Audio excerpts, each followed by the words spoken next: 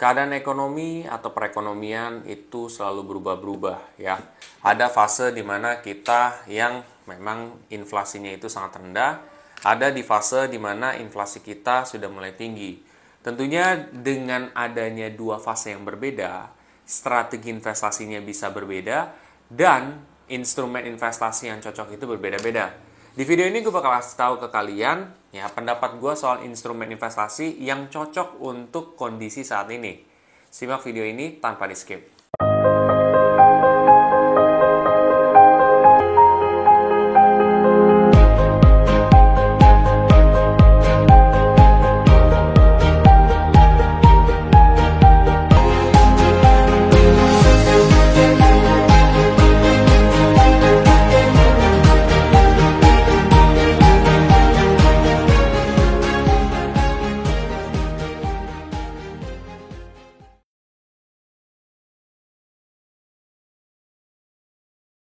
Oke, sebelum masuk lebih dalam, seperti biasa gue akan coba disclaimer dulu. Satu, keputusan investasi ada di diri kita masing-masing.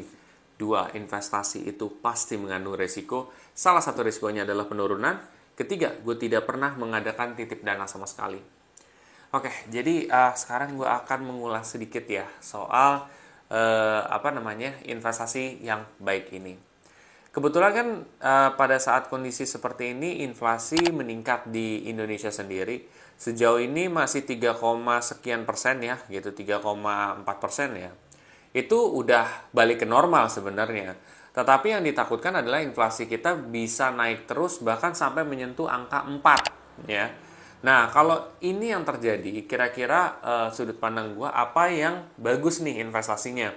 Kalau menurut gue pribadi adalah lo taruh misalkan di suku bunga deposito. Ke deposito. Kedua, lo bisa taruh di saham.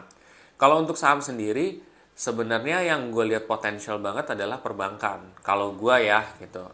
Gue akan lebih melirik ke perbankan. Karena harusnya dengan adanya seperti ini, inflasi naik, nantinya juga suku bunga akan dicoba dinaikkan ya. Kenapa? Karena ya supaya mengendalikan uang yang beredar di luar sana. Jadi ketika misalkan suku bunga naik, orang kan akan mau nabung di bank lebih karena bunga yang didapat tuh lebih gede daripada sebelumnya. Let's say gue nggak tahu ya, sekarang sekitar 3% lah suku bunga deposito ya. Nah nanti gue nggak tahu, prediksi gue ke depan itu bisa dinaikkan lagi jadi bisa 4% ataupun 5%. Dan ketika itu terjadi, otomatis kan orang bisa mengalihkan uang mereka atau investasi mereka ke deposito atau mungkin instrumen perbankan lain. Dan ketika itu terjadi tentunya akan menguntungkan dari pihak perbankan juga sebenarnya. Jadi gue pikir industri-industri perbankan ini juga akan ada dampak positifnya gitu ya. Terutama bank-bank besar yang sekarang kita kenal gitu ya. Itu harusnya akan berdampak positif. Mungkin gue salah, mungkin gue juga benar. Jadi tidak ada yang memastikan 100% bakal sama seperti pandangan gue. Tapi gue akan coba kasih tahu aja ke kalian gitu, sudut pandang gue gimana nih gitu ya. Jadi menurut gue perbankan itu cukup ideal sih gitu ya di saat kondisi naiknya inflasi mau ke 4% gitu ya. Ini kalau misalkan terjadi seperti itu. Karena kan pemerintah harus melakukan ya satu kebijakan lah ya gitu, atau dari sisi perbankan juga harus ngasih kebijakan nih ya supaya moneter kita tuh stabil. Nah, moneter yang dilakukan ini biasanya naikin suku bunga gitu. Dan ketika suku bunga naik, kira-kira apa yang dampak? Ya udah, seperti yang tadi gue bilang tadi. Itu aja guys. Jadi menurut gue perbankan ya cukup ideal juga dan menarik juga sih. Gue nggak tahu apakah keadaan akan berubah beberapa bulan kemudian, tiba-tiba inflasi turun, tentunya strategi investasi berubah-berubah guys ya.